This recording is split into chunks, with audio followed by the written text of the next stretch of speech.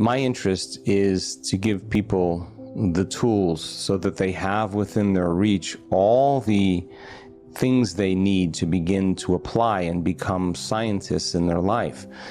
People don't know, if you don't know that those stress hormones are addictive, then you'll think they have power over you. If you don't think that you can change your thought, just because you have a thought, it doesn't necessarily mean it's true. And when the moment I realized that, I was free, right? And if you isolate yourself a lot and you're not out in the world because of whatever, you'll start to believe every thought that you think is the truth. And so that challenge then of saying, okay, I do truly want to be happy. I do truly want to be healthy.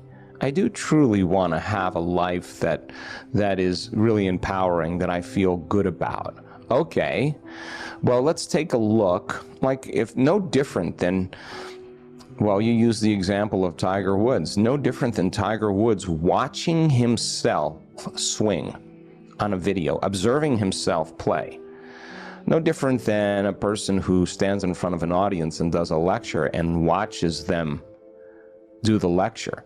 Nobody else will see what they see. They'll see themselves very differently than anybody else, and they'll see themselves do it, and they'll want to self-correct. They'll want to evolve their experience. Now, because we got this big frontal lobe, 40% of our entire brain, that's our conscience. That's the seat of our awareness. That's our creative center. When we ask the question, what would it be like to be in a different life or to be happy?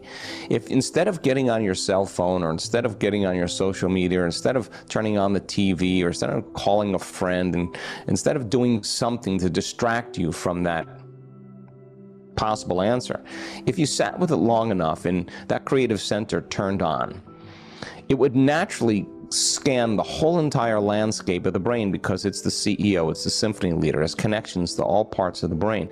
And it's going to look out over the landscape of the brain and look at the knowledge you've learned and the experiences that are stitched in your brain that are associated with what you know to answer that question.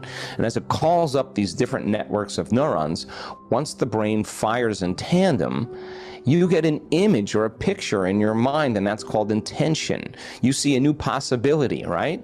So then, this is why I am passionate about what we're doing. I never thought, Rangan, that I would see the kind of changes in people's physical health that I've seen in the last 2 years. Now, people do the best with what they think is available. If you don't know that this is possible, you are going to make the same choice. And that may be relying on some pharmaceutical, something outside of you, some therapy, whatever. There's nothing wrong with that. But if your response hasn't changed in your life, the efficacy of whatever you're doing is going to be diminished. Okay, so once I now know that people could heal from different health conditions, and there's evidence in the science and there's evidence in testimony, like the person that you just recited, that's one of many, many people that have had that experience. When they stand on the stage at our week-long retreats, and we call them up.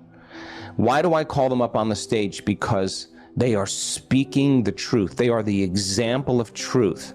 And I want people to become aware of that possibility. Why? Because if you're unaware of it, it doesn't exist for you. Consciousness is awareness, right? And so then with consciousness, you can't have consciousness without energy. So that thought of another possibility is a different energy. It's a different possibility. And so now, once you know it's possible, then, okay, now let's get down to stepping in the footprints that other people have left behind. Why? If you're telling the story of your past every single day and 50% of that isn't even the truth, then you're reliving a miserable life that you never even had. All for the reason to excuse yourself from change. Stop telling the story of your past and start telling the story of your future. Stop romancing your past and start romancing your future. Why not fall in love with your future as much as you've fallen in love with your past? If I do this as an experiment, and you're scientifically minded, make your life the experiment. Make your life the experiment. Okay, I'm going to be uncomfortable if I start making different choices. Okay, but I'm not going to white knuckle it and stay in this unknown. What I'm going to do is I'm going to work on making my brain work better. Let's work on making my heart work better. Let's put the whole thing together and let's practice. Yeah. And so then in the beginning, if it doesn't happen in 2 days, most people quit. Why? Because Amazon Prime can deliver to your door in a day, and you're used to that kind of entitlement of convenience. Creating really and making change, if it took you 5 years to develop this health condition, it may take you a little time to uncreate it. But what you're looking for is those small, subtle shifts in your life and in your body. Once you start seeing those changes take place, now you're more invested. And you can't believe in a new future without believing in yourself.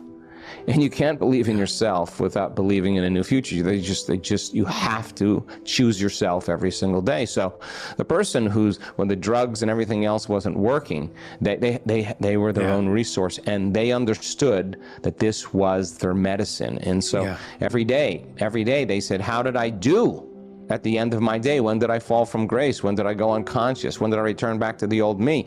Let me rehearse it. Tomorrow I want to evolve my experience. And it was no longer about healing. It was about changing.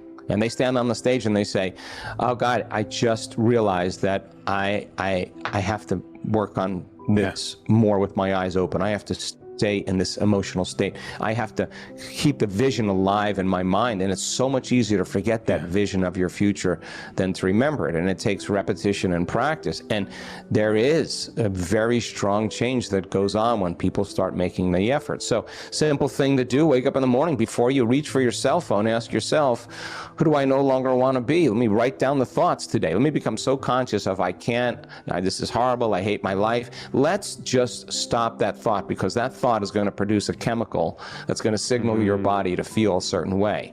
Let's become aware of how I behave. Write down 2 behaviors.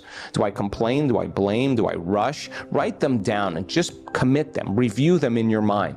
What emotions do I want to no longer feel today, or at least stay conscious of? Do I feel sadness? Do I feel suffering? Do I feel fear? Do I feel anxiety? Let me just become conscious of those. And if I start feeling that, I just want to become aware and see if I can change it. Okay, what do I want to change to?